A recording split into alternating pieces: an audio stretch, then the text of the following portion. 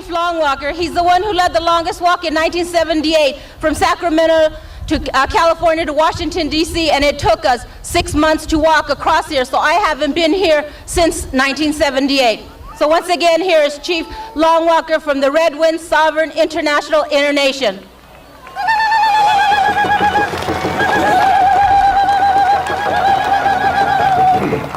I'm not too sure what to say. I've heard all the intellects come up and talk, compliment this and that and everything, but I have yet to hear anybody talk about creation. Just think about what I'm going to say. No matter how much money you got or how big an army, you have nothing if we continue to let the air become polluted with our materialism and technology. We have nothing if the water is being polluted by our technology, our materialism. We have nothing if Mother Earth is dead. We have forgot the things that is our foundation. And because we forgot about Mother Earth and creation, we have... That's why I said we are the majority. If we could get it through our heads to find some sort of unity, we wouldn't need to vote, we wouldn't need to do anything that the educational system says we have to do. How many of you speak your own language? How many of you know your own nationality other than black? As long as you speak English and Spanish, you are speaking the oppressor's language, and we will never be united, we'll always be defeated.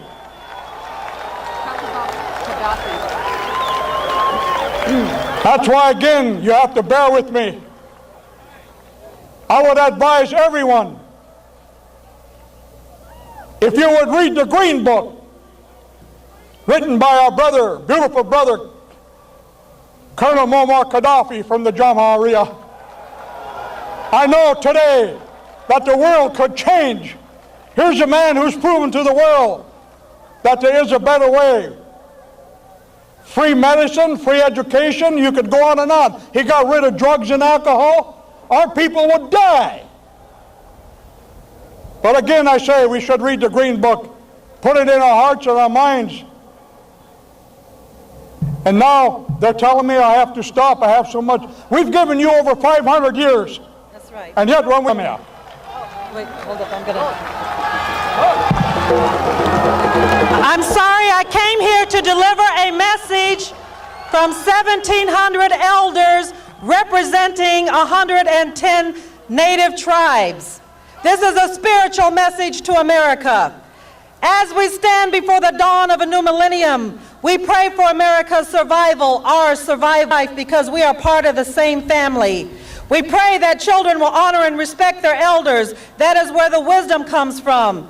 This respect will not allow elders to be forgotten. We are all equal, with each having our own special gift to contribute. These values allow our youth to become leaders and workers in our society. Children, you are our future and our hope for the people. Stand and be courageous. We pray to learn and use the wisdom of all that has come before us. March on Washington, and the president of the National Action Network, the Reverend Sharpton.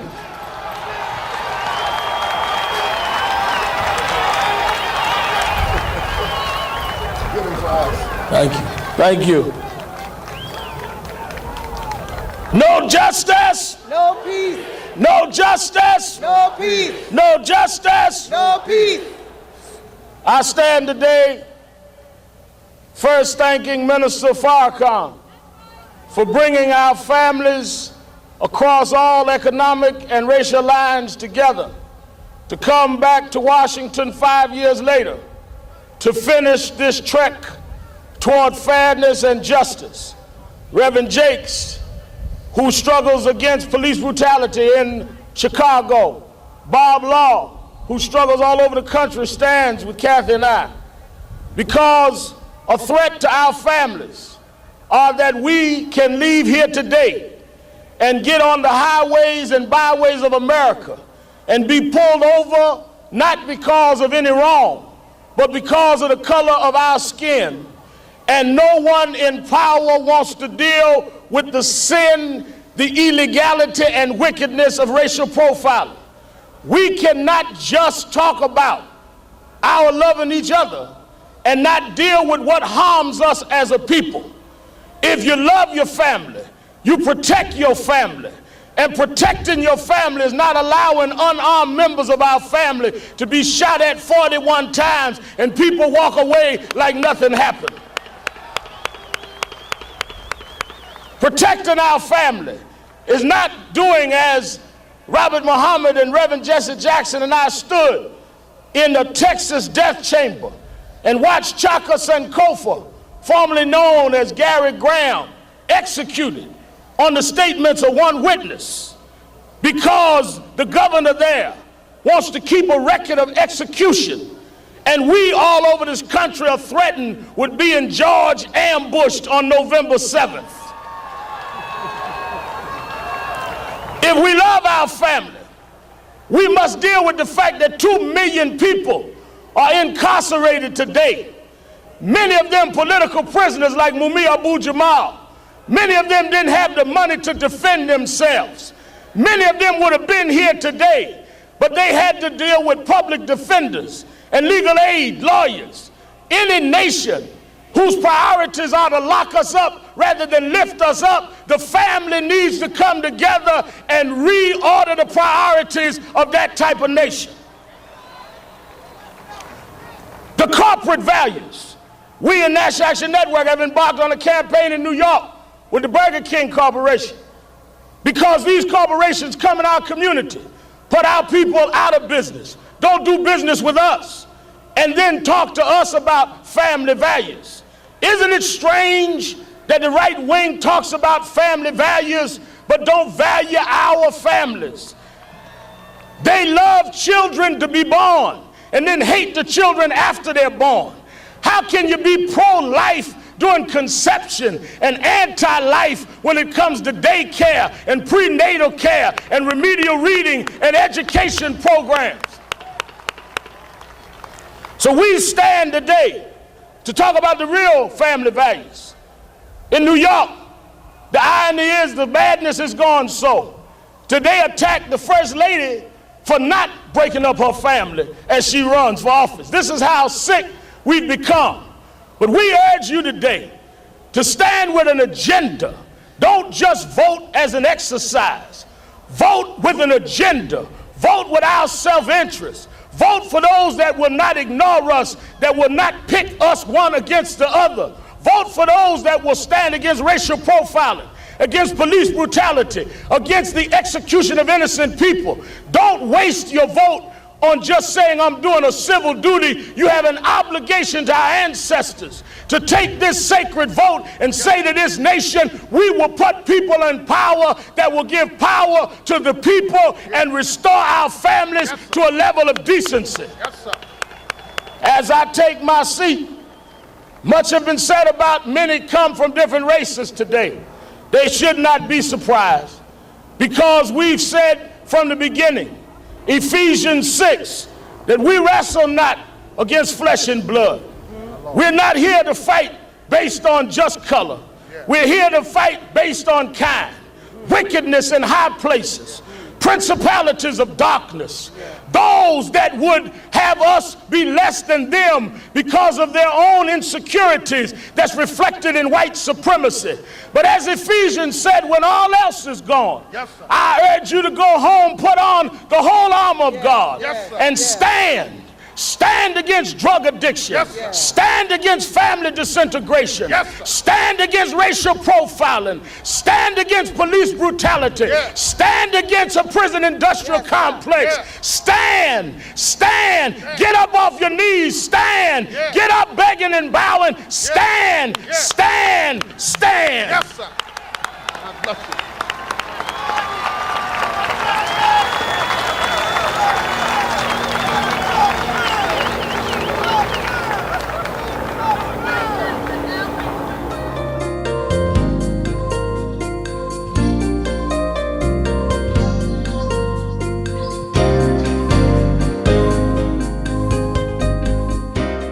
Of the Arab people throughout the Arab world, in the name of the children of Intifada, who are waging a war for liberation, I greet you. Assalamu alaikum. I have Sheikh Muhammad Bashar Arafat from Syria carrying a message of support from the Grand Mufti of Syria and from the people of Syria to all of you in support of the efforts you have. I also have my brother Muhammad Martini, also from Syria, carrying a message of support.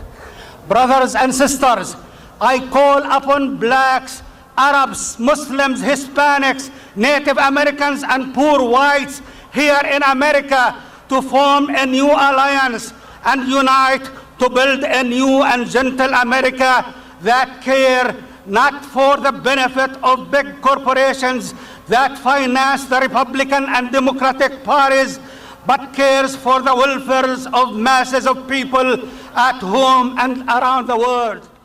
Is Allah, because it is His Spirit that has moved among the people and gathered us here not only as the fathers, but as the mothers and as the children of a new generation that is born to carry the 7th millennium into a new cultural revolution. I thank Almighty God for the Honorable Elijah Muhammad. If it had not been for his birth and for his coming to life, we would not be here today. We would not be able to receive another anointed son of the Most High God, the Honorable Minister Louis Farrakhan. He will be with us in just a short period of time, but it was necessary for me to come to feel the sacredness and the harmony and the unity of our presence here today, here in the capital of the United States government, so that the White House and the leaders in Congress and the leaders from all around the world will understand that the babies that was rejected, God has chosen the rejected and the despised to bring a spiritual message of change to this country and throughout the world. Now I wish to share with you what we are about to hear through music. Music is the universal language. Music transcends all differences, ethnic, racial, political, whatever the persuasion may be. With all of these august leaders from all around the world, with your august presence here on the Mall, we are about to hear the harmony and the unification expressed through the classical music of the symphonic orchestra, joining with our ethnic groups from India, from China, from Korea, from Japan, from the islands of the Pacific, all joined together with the heartbeat of our Native American community, with the heartbeat of all of this generation. This is dedicated to you from the Surah of the Holy Quran, the 110th Surah. When thou seest men entering into the religion of God in companies, then celebrate the name of God, because He is oft returning to mercy, the most merciful. This is the mercy that God has blessed us with to be here today.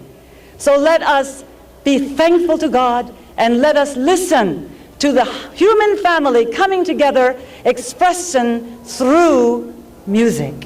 Thank you. May Almighty God bless us and keep us in unity. Assalamu alaikum.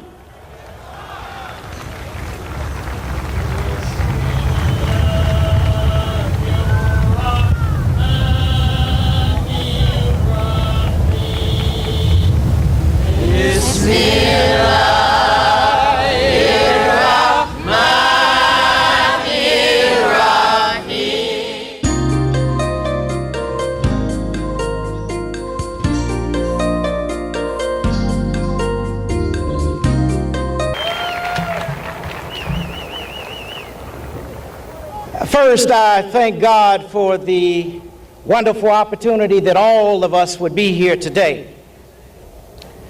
And I thank the Honorable Minister Louis Farrakhan for convening all of us this day. Just a few short months ago, less than 2 months ago, we were on these grounds, Reverend Al Sharpton and I, to convene the Redeem the Dream March. And in fact, Minister Farrakhan, Reverend Sharpton, and I held a joint conference to talk about 2 marches, but one theme, and that is the liberation of all people who are oppressed throughout our nation and world.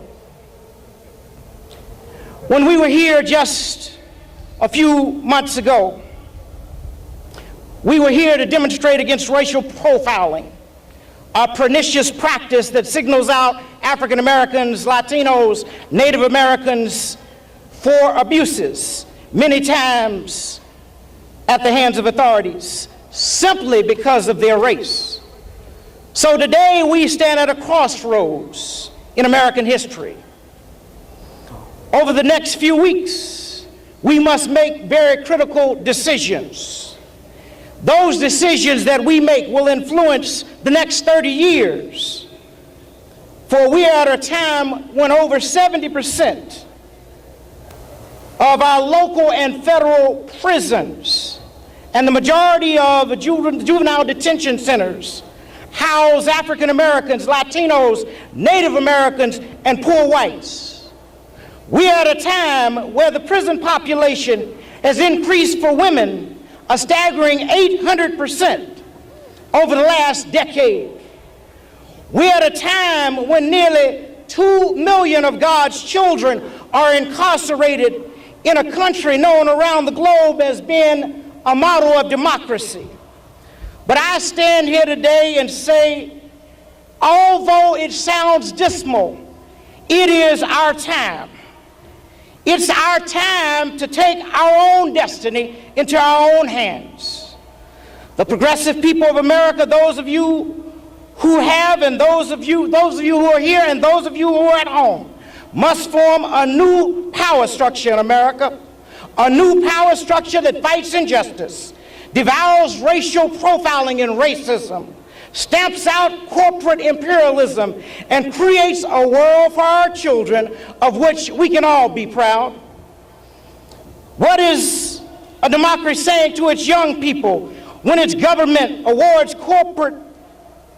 corporations for privatizing prisons and simultaneously does not provide enough money to adequately educate and employ its young? A democracy who would rather spend $40,000 a year to incarcerate a person than $4,000 a year to educate that same person. Today, we stand at a crossroads, and we need a new vision for America. Not just an America of high-priced condos, high-tech companies, and fiber optic fashion shows. We need a vision for America that returns and nurtures its young, promotes consciousness among its adults, and causes us to really focus on how we're going to treat our elderly. That is why in 3 weeks, if there's any one thing that I could do, I hope that we will go out and cast votes. I'm not here to tell anyone who to vote for. I know that we are all intelligent and can make rational decisions. But what I will say is that one candidate has promised to make his #1 civil rights initiative to outlaw racial profiling. The other candidate has been silent on the issue. This is a significant time in our country's history. And they who used to say in the 60s, it is now time for us to seize this time. My father stood here in this city 37 years ago and declared that he had a dream. Now 37 years later, so much of his dream has turned into a nightmare. Therefore, we must redeem the dream. We must redeem the dream. We must redeem the dream and turn it into a shining example of reality. This march, as the first, has not come without controversy. But as I stand here and as I close, I want to leave you with the words of Martin Luther King Jr., for he said, "The ultimate measure of a man is not where he stands in times of comfort and convenience, but where he stands in times of challenge and controversy. On some questions, cowardice asks, is a position safe? Expediency asks, is a position politic? Vanity asks, is a position popular? But that something called conscience asks, is a position right?" Sometimes, he went on to say, that we must stand up, not because the position is safe, not because the position is popular, not because the position is politic, but we must stand up because our consciences tell us it's right. That's why we're here today. Thank you, and God bless you.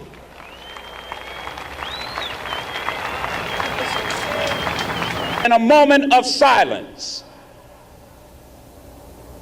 quietly say that name of that grandmother,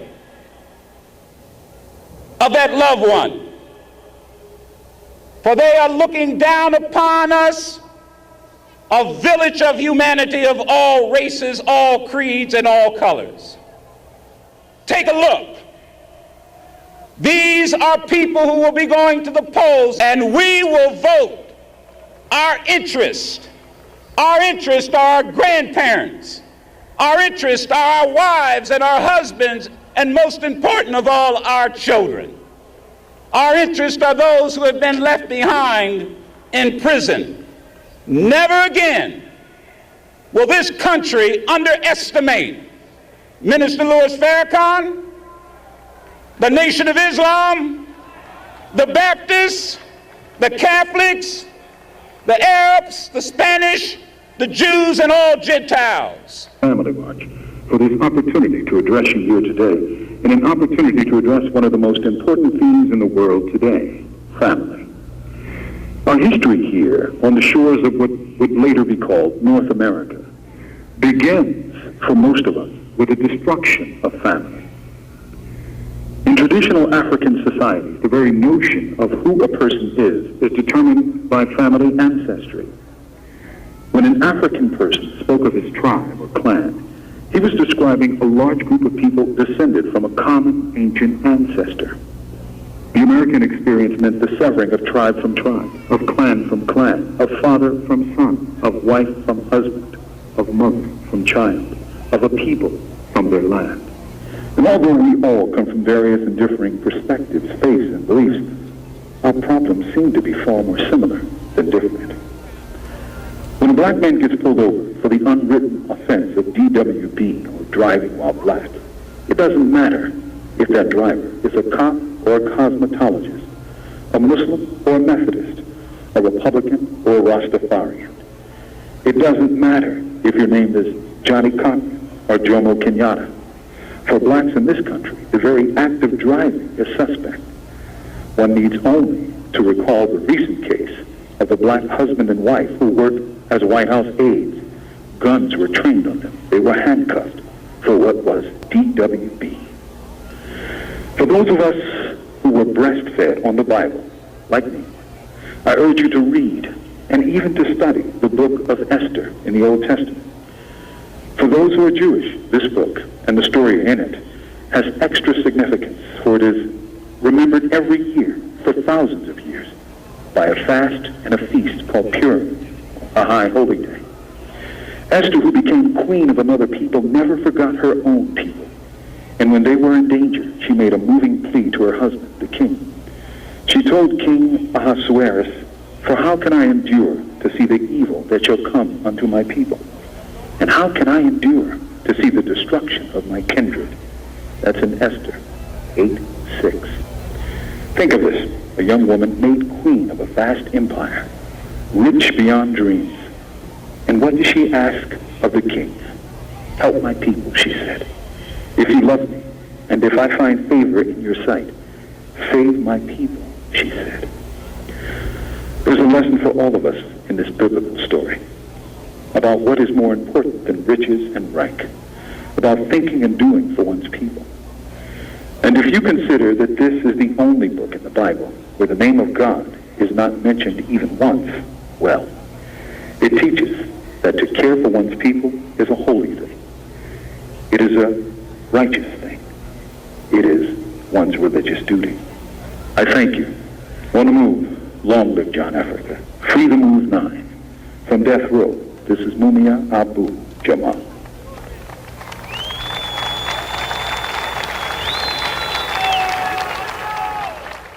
To drown me, flood in my life with misery. But let me tell you, God wouldn't let it. He wouldn't let it take me down. He rescued me to higher ground. Now that same old enemy tried so hard to destroy me. He was firing darts, Lord, Lord, I could not see. But let me tell you, God wouldn't let it. He wouldn't let it take me down. He sent his angels. He sent his angels, and they were camped all around. Oh, so I could not see. But let me tell you, God wouldn't let it. He wouldn't let it take me down. He sent some more angels. He sent some more angels, and they were camped all around. Oh, look at me now. I'm still here. I'm still here. Oh, yes, I am. I made it. You made it. You made it. You made it. You made it. I made it. And so have you. I've come through the fire. I've come through the flood, yeah.